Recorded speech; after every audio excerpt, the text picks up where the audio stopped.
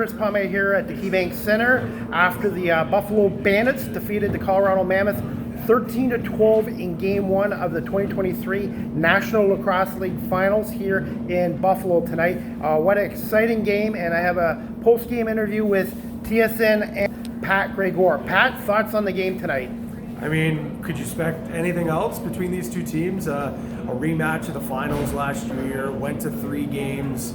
Colorado obviously getting the better of Buffalo, but very similar vibes here in Game 1. We saw Buffalo win Game 1 last year, and we know what happened with Colorado winning 2 straight.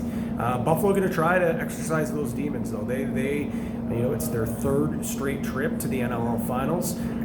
They're hungry. They have a great core led by Dane Smith, who obviously had to be big here tonight. No Josh Byrne. We don't know how long the injury could be. Not here tonight.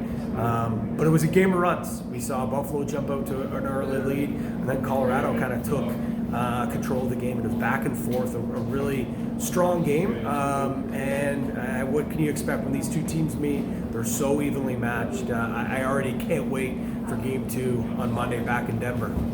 Who really stepped up their game tonight for the Bandits and also the Colorado Mammoths as well? Well, I mean, obviously you can point to Dane Smith, but Dane Smith always is one of the top contributors on this lineup. I think when you look at someone on that left-hand side, Ian McKay, no doubt, has been an unsung hero for this Buffalo team. John Tavares, the head coach of the Buffalo Bandits, has been able to put him in all different areas tonight, playing mainly a primary offensive role, scores a goal. I think he had 6 assists as well, a couple caused turnovers and some loose balls. He was just such a huge part. Obviously, when you don't have Josh Byrne in the lineup, you knew someone was going to have to step up, and I thought Ian McKay certainly was that guy on the left side for the Buffalo Bandits. On the flip side with Colorado, I think you got to look to Ryan Lee. Ryan Lee was a difference maker. This is a guy that didn't even get to play in the NLL Finals last year.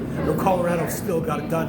When he was sitting on the sidelines due to an knee injury, he comes back and he's been, really the catalyst on offense for this Mammoth team. And I think if they're going to want to come out in Game 2 at home, he's going to have to really be the straw that stirs the offensive drink for Colorado.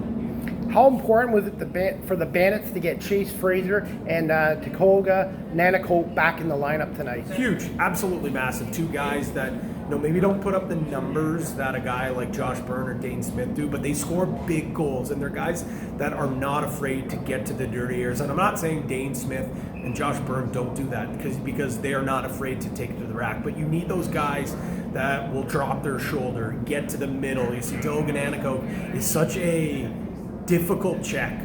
You can't play body on him because he's going to run 3. You can't stick check him, try to take the ball out of his stick, and it just seems like Chase Fraser only scores beautiful goals. This guy's an absolute electrofactory, both of them are, and it also helps balance the floor. I really think that those 2 guys back in this lineup just makes Buffalo even more dynamic than what we saw when they weren't in the lineup. I believe the Bandits now in 4 playoff games have scored 64 goals.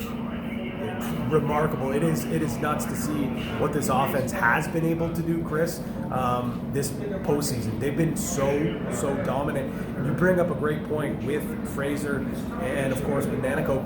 Kluche healthy as well. I know they don't have Byrne tonight, but when they have a lot of that cast of characters in that lineup, they're just so difficult to defend because on any night, any one of those guys can go off.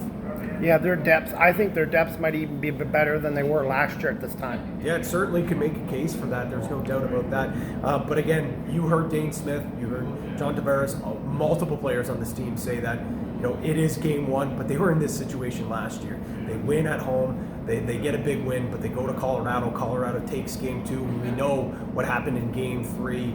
Colorado, that defense and Dylan Ward really stout and were able to shut them down in Game 3. They're going to have to try to keep that offensive pressure in Game 2 back in Denver.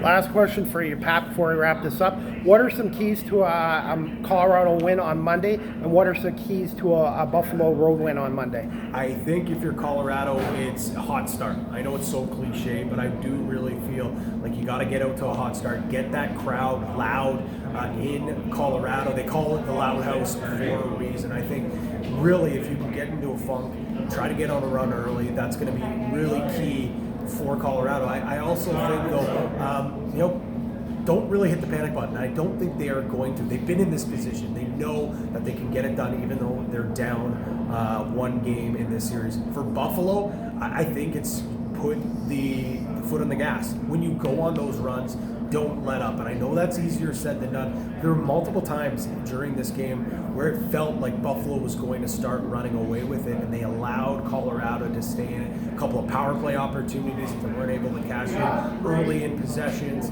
Not really much of a transition game for Buffalo. That's more of a credit for Colorado for taking that away. But I think that if they can try to go on those runs, score in transition, you put that together, that's a great recipe for coming out with a win on the road. Where can people watch Game 2 on Monday? Game 2 on Monday. If you're north of the border, which you and I are, Chris, you can watch on TSN. And of course, south of the border, this one will be on ESPN2. It is a 4 o'clock start. It is Memorial Day here in the States. So if you're working from home, obviously you can flip it on. But hey, if you're at the office, wherever you are for work, remember you can also watch on TSN Plus and ESPN Plus from whatever device you're on.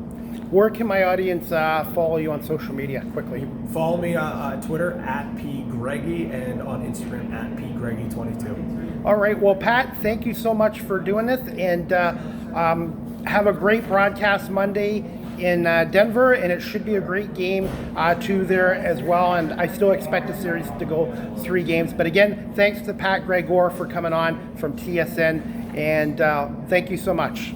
No problem, Chris. Thank you.